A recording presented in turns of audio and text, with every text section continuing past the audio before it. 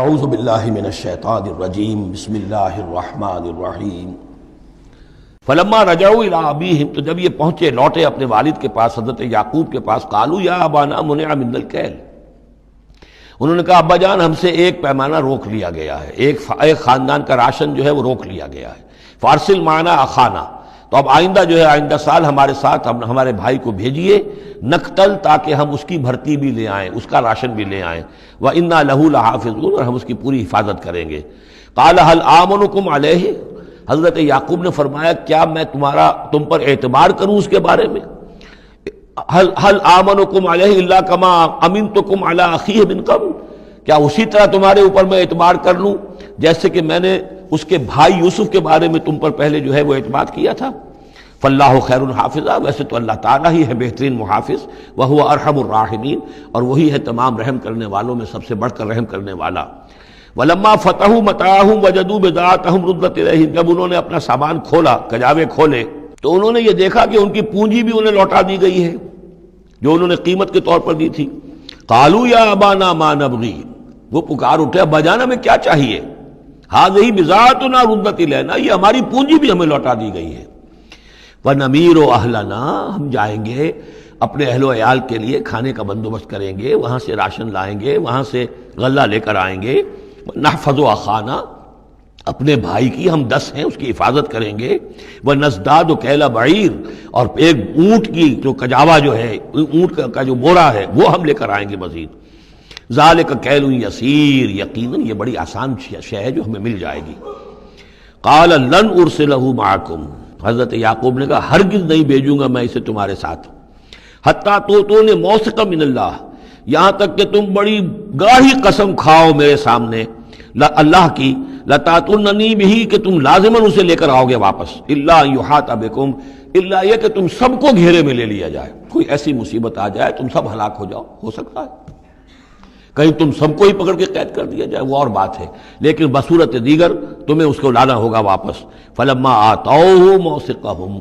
تو اب جب انہوں نے اپنی قسم کھا لی اور دے دی اپنا عہد و قول و قرار،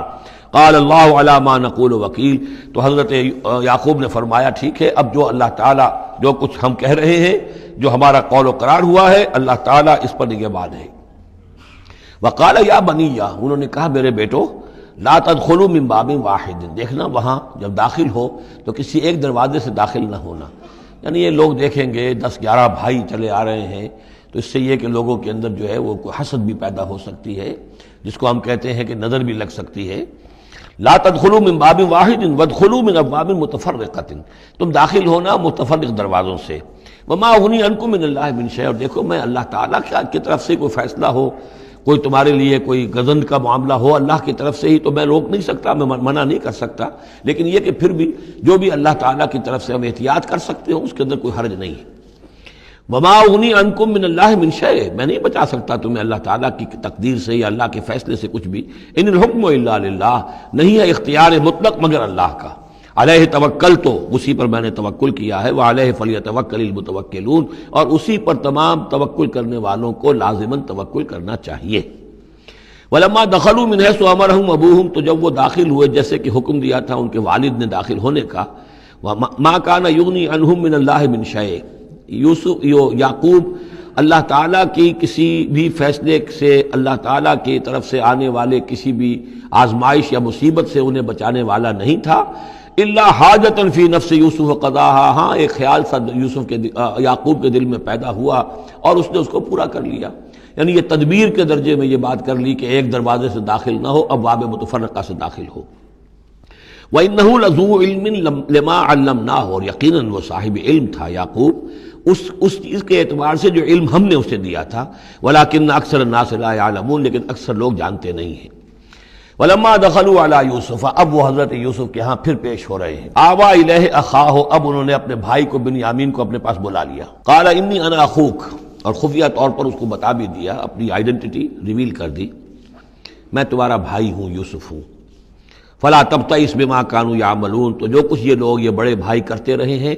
اب اس کی طرف سے غمگین مت ہو، یعنی تمہارے اب دل اندر دور ہو چکے، سختی کے دن ختم ہو گئے، اب اللہ تعالیٰ نے مجھے جس مقام پر پہنچایا ہے اب تمہیں بھی مجھ تک پہنچا دیا ہے، لہذا اب کوئی رنج اور غم نہیں۔ فلما جہزہم بجہازہم، پھر اب دوبارہ جب ان کا سامان تیار کر دیا، بورے بھرے گئے، غلہ جو ہے بھر دیا گیا، جعل السقایۃ فی رحل اخیہ، تو حضرت یوسف علیہ السلام نے ایک پیالہ جو تھا، وہ یوں سمجھیے جام تھا سونے کا بنا ہوا جس میں کہ بادشاہ شراب پیتا تھا، جعل السقایۃ فی رحل اخیہ،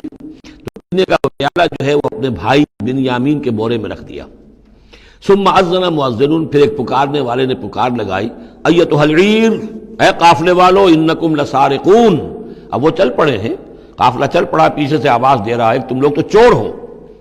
قالوا واقبلوا علیہم، انہوں نے کہا، پیچھے مڑ کر انہوں نے اس کی طرف رخ کیا ان لوگوں نے، ماذا تفقدون، تمہاری کیا چیز گم ہو گئی ہے؟ قالوا نفقد سواء الملک، ہمیں نہیں مل رہا وہ بادشاہ کا جام، بادشاہ کا پیالہ، وَلِمَنْ جَاءَ بِهِ حِمْلُ بَعِيرٍ، اور جو بھی لے آئے گا اسے، اس کو ایک اونٹ کا کی جو ہے بوجھ، اتنا ایک اناج پھر اور دے دیا جائے گا، وَأَنَا بِهِ زَعِيمٌ، اور اس کا میں ذمہ دار ہوں۔ قَالُوا تَاللَّهِ لَقَدْ عَلِمْتُمْ، اب انہوں نے کہا اب سچ بول رہے ہیں، اور اس میں ان میں جو لجاجت ہے، اس وقت آگے کچھ اور بات تھی، اب کچھ اور بات ہے۔ قَالُوا تَاللَّهِ لَقَدْ عَلِمْتُمْ مَا جِئْنَا لِنُفْسِدَ فِي الْأَرْضِ، ان کا اللہ کی قسم آپ لوگ خوب جانتے ہیں اچھی طرح سے کہ ہم زمین میں فساد مچانے نہیں آئے ہیں، یہاں پر ہم تو یہاں غلہ لینے آئے ہیں، مصیبت کے مارے ہیں، ہم یہاں آ کر چوری کریں گے؟ تاللہ لقد علمتم ما جئنا لنفسد فی الارض وما كنا سارقین، ہم ہرگز چور نہیں ہیں۔ قالوا فما جزاؤہ ان کنتم کاذبین، تو انہوں نے کہا جو وہاں کے جو بھی ان کے ملازمین ہوں گے کہ اچھا اگر تم لوگ جھوٹے ہو تو پھر جس کے پاس سے وہ برآمد ہو گیا اس کی کیا سزا ہوگی، کیا اس کو بدلہ دینا چاہیے؟ قالوا جزاؤہ من وجد فی رحلہ فہو جزاؤہ، ان کا ٹھیک ہے اگر تو ہمارے کسی سامان میں سے وہ نکل آئے تو جس کے سامان میں سے نکلے گا وہی اس کی جزا ہے، اس کو اپنے پاس رکھ لینا، اور وہ جو ہے ہماری طرف سے گویا کہ تاوان ہو جائے گا جو ہم ادا کر دیں گے۔ قالوا جزاؤہ من وجد فی رحلہ فہو جزاؤہ، وہی بدلہ ہوگا، اس کو تم رکھ لینا، وہ تمہارا غلام بن جائے گا۔ کذالک نجزی الظالمین، ہم تو اسی طریقے سے ظالموں کو بدلہ دیا کرتے ہیں، یہی ہمارے ہاں رواج ہے۔ حضرت یوسف کے بھائی کہہ رہے ہیں فَبَدَا لَهُم بِأَوْعِيَتِهِمْ قَبْلَ وِعَاءِ أَخِيهِ، تو حضرت یوسف نے شروع کی تلاشی لینی تو اپنے بھائی کے اس بورے سے پہلے ان کے بوروں کی تلاشی لی، ثُمَّ اسْتَخْرَجَهَا مِنْ وِعَاءِ أَخِيهِ، پھر نکال لیا اپنے بھائی بنیامین کے بورے میں سے۔ كَذَلِكَ كِدْنَا لِيُوسُف، اب یہاں چونکہ ذرا سا اشکال ہوتا ہے کہ ایک طرح کا دھوکہ ہو رہا ہے یہ، تو اس میں ذرا ایک یعنی شان نبوت جو ہے حضرت یوسف علیہ السلام کا مقام اور مرتبہ، اور آپ نے اس طرح کی تدبیر اختیار کی ہے تو اللہ تعالیٰ نے اس کی ذمہ داری خود لی ہے۔ کذالک کدنا لیوسف، یہ چال ہم نے یوسف کو بتائی، کیونکہ اللہ کے علم میں تو تھا کہ کوئی غضب نہیں پہنچے گا، سب کو ان کو آئی جانا ہے، عارضی سا معاملہ ہے، اس عارضی سی تدبیر میں کسی کو نقصان کوئی پہنچ نہیں رہا ہے، تو ایک تدبیر ہے، یہ ایک توریہ جو ہو گیا ہے، اس توریہ کے ذریعے سے وہ صورتحال، کیونکہ اللہ کو تو اختیار ہے، تو اس میں اللہ تعالیٰ نے اس کی پوری ذمہ داری خود اٹھا لی ہے۔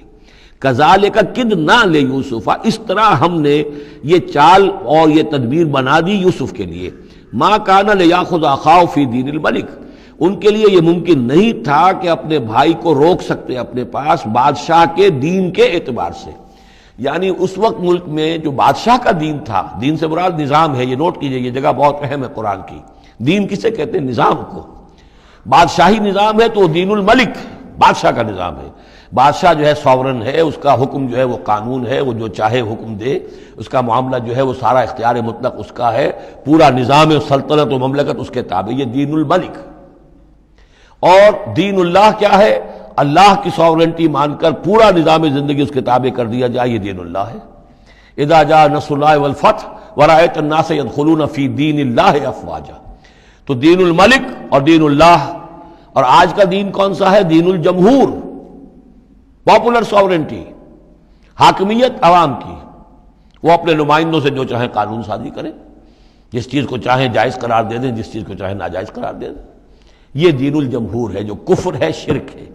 دین اللہ ہے اسلام، کہ اللہ کی ساورنٹی، حاکمیت اس کی، مسلمانوں کی خلافت، قانون جو ہے اللہ کا۔ البتہ جہاں اللہ کی طرف سے کوئی واضح حکم نہیں ہے وہاں مسلمان باہمی مشورے سے مباحات میں سے کسی شے کو اختیار کرنے میں چاہے میجورٹی ووٹ کے ذریعے سے فیصلہ کر لے، کوئی حرج نہیں، یہ دین اللہ ہوگا۔ تو ظاہر بات ہے کہ مصر میں تو نظام تھا، بادشاہ کا نظام تھا، اس کا قانون تھا، اور حضرت یوسف جو بادشاہ نہیں تھے، اس قانون کو وہ بدل نہیں سکتے تھے،